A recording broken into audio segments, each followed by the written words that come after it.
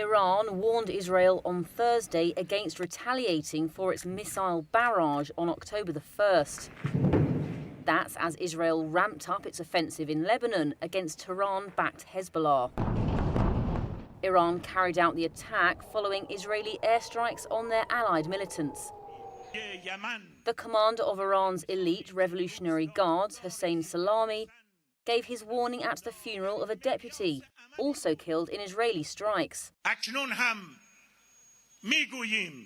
We say it now, and you are aware that when we say it, we take action. Be careful not to make a mistake again. If you do and target us in any way, whether in the region or in Iran, we will strike you in a painful manner again. As Israel plans its response, there are fears of a wider Middle East conflict. US Defense Secretary Lloyd Austin spoke with Israeli Defense Minister Yoav Gallant on Wednesday with aims to avert a regional war. But Israel shows no signs of easing its campaign against Hezbollah. Its military said it had killed 45 militant fighters in Lebanon in the last 24 hours. In Gaza, medics said on Thursday that Israeli airstrikes had killed over 10 Palestinians in Gaza City. Meanwhile, Israeli forces sent tanks into Jabalia in the north, where Palestinians and United Nations officials expressed alarm over shortages of food and medicine. With early voting underway in many states ahead of the November 5th election, Republicans are filing lawsuits across the country to challenge potential losses for Donald Trump. George Mason University political science professor Jennifer Victor explains. There are a number of challenges to things like voter registration and various laws and regulations about election administration, and calling into question what counts as a valid vote, who counts as a valid voter, and a lot of consternation and worry about how people participate and who is participating. Republicans are involved in 130 lawsuits they say aim to make sure votes are counted properly and that people don't vote illegally, after Trump in 2020 falsely claimed his defeat to President Joe Biden was marred by fraud. This was a fraudulent election. But Victor points out that after the voting itself is done, there are safeguards in place to ensure January 6, 2025 does not look like 4 years earlier, when Trump supporters stormed the Capitol in an attempt to overturn his election defeat. Congress passed the Electoral Count Votes Act not long after January 6th that did a couple of things, including clarified what happens on January 6th. It clarified that January 6th is really just sort of a pro forma, almost ceremonial kind of function, and that it clarified the role of the vice president, that the vice president really holds no authority in that situation. The votes for president of the United States are as follows. Before the Electoral Count Votes Act became law, and as you might recall, as things unfolded on January 6th, it used to be the case that one or two people could raise an objection to a slate of electors. Now the threshold for raising objections is quite a bit higher. So it'll be very difficult. You would have to build almost a majority coalition among the members of Congress in the House and or the Senate in order to raise the same kind of objections.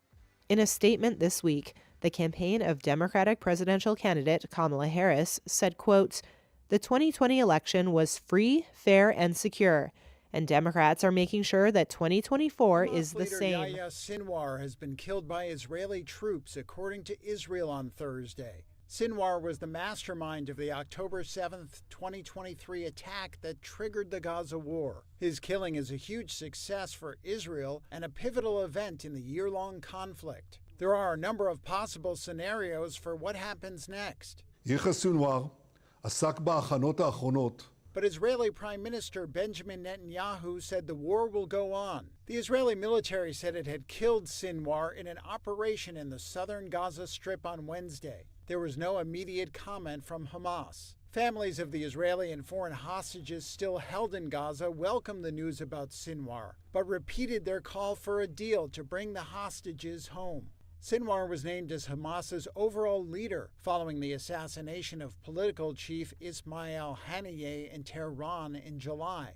He was believed to be hiding in tunnels Hamas has built under Gaza over the past 2 decades. His death could dial up hostilities in the Middle East, where the prospect of an even wider conflict has grown. Israel has launched a ground campaign in Lebanon over the past month and is now planning a response to an October 1st missile attack carried out by Iran, ally of Hamas and Lebanon's Hezbollah.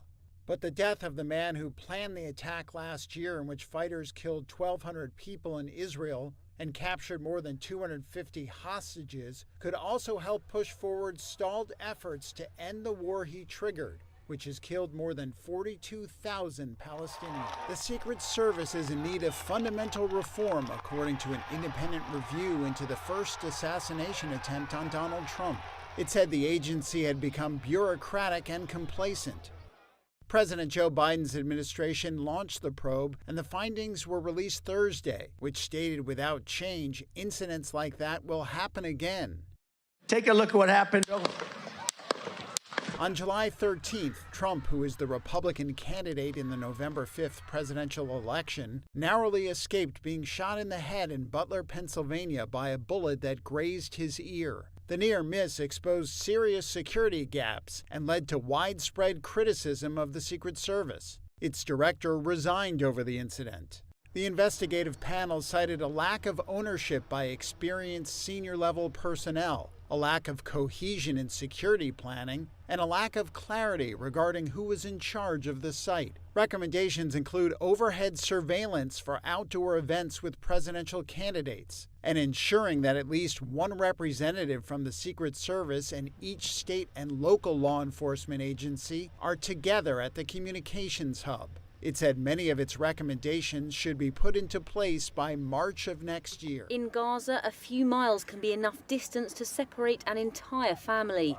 That's what happened to the Abu Sakran family. A year ago, 13-year-old Maher Abu Sakran left his family in Gaza City to help his grandparents flee from the north of the Strip in search of safety.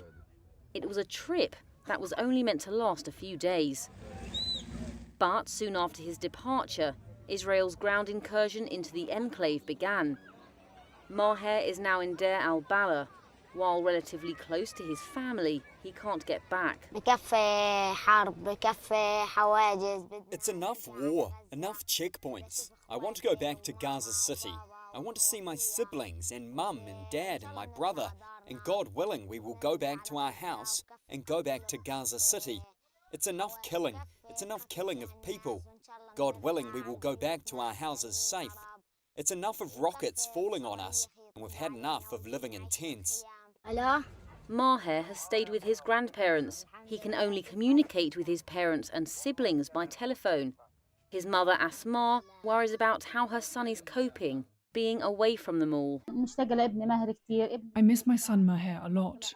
My son was young when he went to the south. He misses us, and we miss him, and we wish he was with us during this time. And you know, when a boy is young and far away from his family, far away from his mother, far away from his father, and far away from his siblings, what happens? He's always anxious, scared, and unwell. Israel's plans for the future of Gaza are unclear. That's beyond its stated aim of dismantling Hamas as a military and governing force and recovering Israeli hostages. From the makeshift tent he now calls a home, Maher remembers happier times when he could eat with his immediate family or they would go to the beach. It's enough killing. It's enough killing of people, he says.